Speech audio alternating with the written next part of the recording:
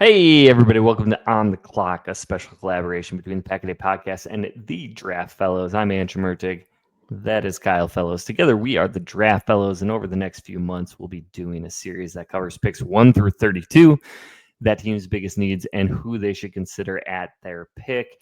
And then we'll do a little prediction of who we think they ultimately should take at that selection. You can check out all the videos of the entire series on the Draft Fellows channel on YouTube, as well as our other content surrounding roster building in the NFL draft. And of course, you can check out the first 5 audio episodes on the Pack a Day podcast. But Kyle, how are you doing? Doing really well. I'm excited to continue this project with you here. We've been through the first 5, of course. Number 6 is on the clock. The Las Vegas Raiders are Raiders. I love what you did. I'm terrible at that. I would never try to repeat what you just did.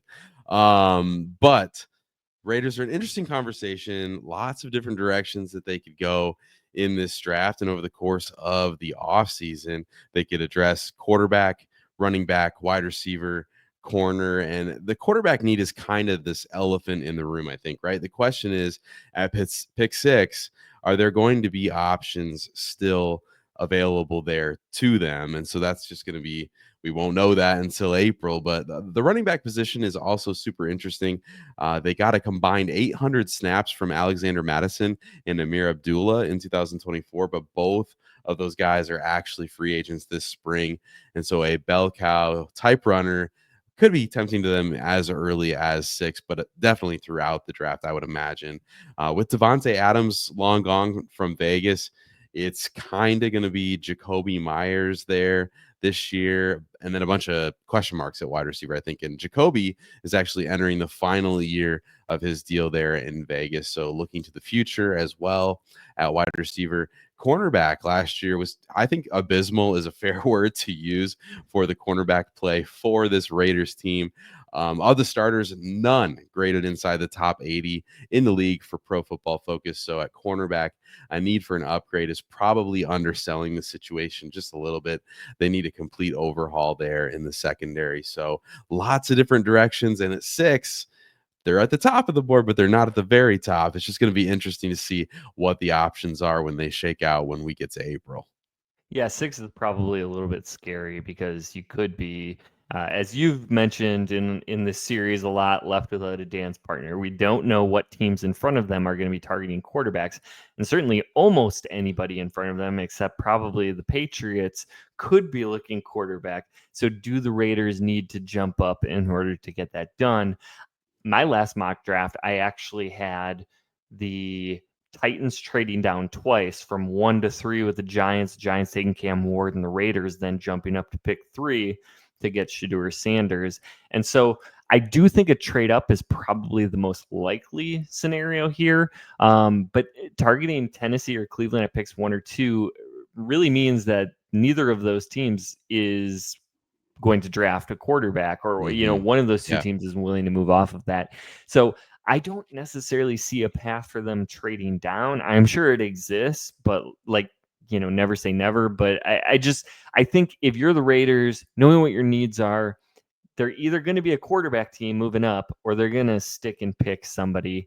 And maybe Shedeur Sanders does slide to 6. I think that is very much within the realm of possibility. But if he's not there, things get really interesting. Cornerback, like you mentioned, big need. There's Will Johnson from Michigan. There's Travis Hunter from Colorado. I think it's probably too early for a wide receiver. Even people who really love like Tetairoa McMillan out of Arizona, probably a little early for him. Pick 6 might be a little out of reach of the players who fit obvious needs for the Raiders besides corner. So maybe they could look to move down, but I don't love the value there either. And maybe they do end up with some extra draft capital if Max Crosby indeed does get traded. And then that could be part of the move up, or they could start swinging around the first round. So really interesting team to take a look at. But now is the part of the show where we predict what the Raiders are going to do at 6. Yeah, this is a really interesting conversation because I think our first shows in this series, 1 through 5, really fun to go through those exercises, but it's kind of like just playing matchmakers with a really small handful of players that are probably going to go in those first. We're kind of getting to the place in the draft now at 6 where some of those guys from the top could fall, but also you're kind of reaching into that next group of players, that next tier that could be available here at 6. I think the Raiders are ready to take a shot, though, on getting their guy at quarterback. It seems like they are kind of always on the outside looking in with that quarterback position. And again, this year, if they stay at 6, likely they probably miss out. Somebody's going to jump them, right? If they sit, most likely they sit at 6, someone's going to know we just have to get ahead of the Raiders, even if a quarterback were to start to slide. Some will say that this class of quarterbacks not really worth trading up for, but the inverse of that conversation is that it might not cost quite as much to move up in this draft to go get your guy. So I can see the Raiders getting moderately aggressive to go up and get someone like Shedeur Sanders to pair him with the start of a new era there in Vegas with Pete Carroll. And well, I still like the Giants for Sanders a little bit earlier than this. I could see the Raiders trying to jump them to go get their guy and finally be done with this just elusive quarterback position that they just have had a hard time getting to be their guy and getting him in the building. Yeah, I do think Sanders probably makes the most sense for the Raiders, but just to be a little bit different here, I'm going to go with Will Johnson, the cornerback from Michigan. I just think he might be the most perfect pick or the most perfect fit for the Pete Carroll defense if he's going to try to run what he did in Seattle. Will Johnson, I think, can probably play in any scheme, but as a cover 3, like I really love the length, the physicality, the speed, the athleticism, the ball skills. I think he could be a true difference maker in this defense. And if they keep Max Crosby, bring Christian Wilkins back, healthy this year, this is a defense that could be really fun with a little bit of help in the secondary.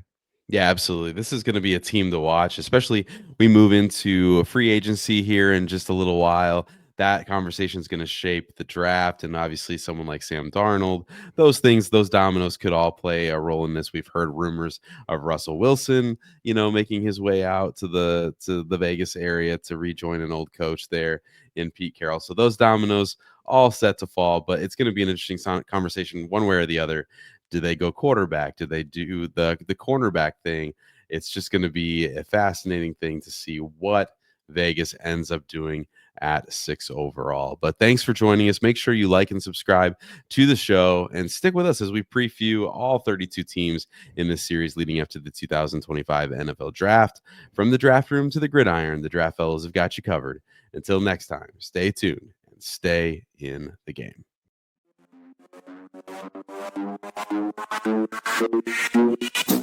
Thank you.